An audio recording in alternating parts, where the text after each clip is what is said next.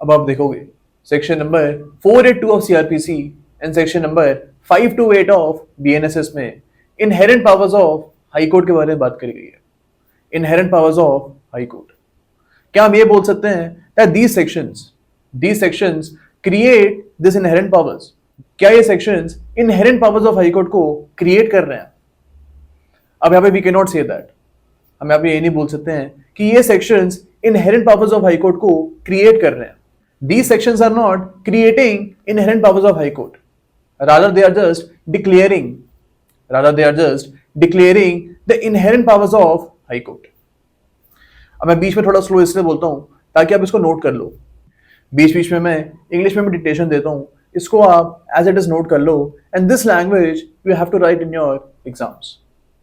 Okay, तो we will have to remember that section number 482 of CRPC and section number 582 of BNSS declares that the powers of High Court are inherent.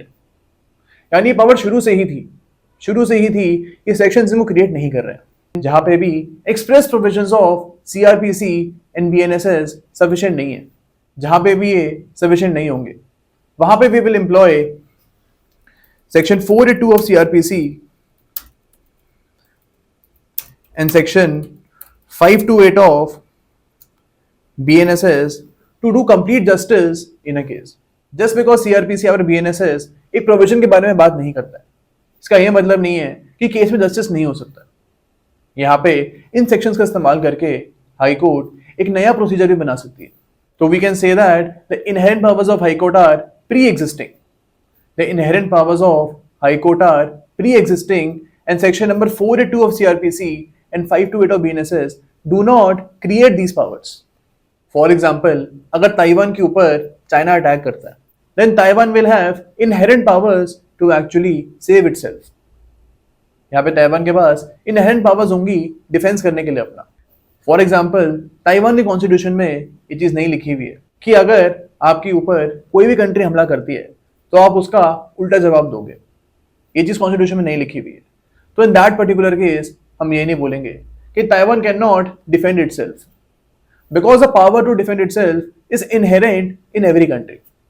Her country के पास ये power मौजूद है and इसको आप declare कर रहे हो या फिर नहीं कर रहे हो, इससे फर्क नहीं पड़ता। तो we can say that Taiwan will have pre existing powers to defend itself. Okay, तो ये चीज हमको यहाँ पे याद रखनी है। अब हमारे सामने क्वेश्चन आता है that what is the purpose behind creation of section number 482 of CRPC and section number 528 of BNSS. अब these sections were created because the legislature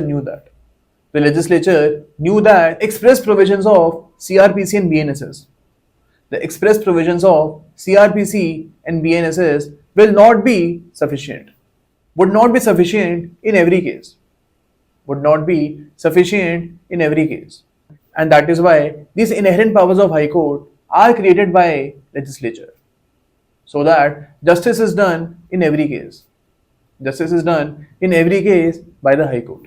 No law is 100% perfect. No law is 100% perfect, and therefore a law has to be dynamic in nature.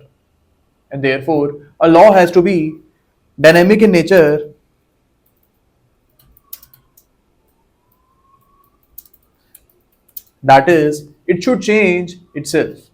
With the changing circumstances. And that is why these sections are there to do justice even in contemporary cases. Where the express provisions of CRPC and BNSS are not sufficient. Okay, तो ये चीज हमको यहाँ पे याद रखनी है।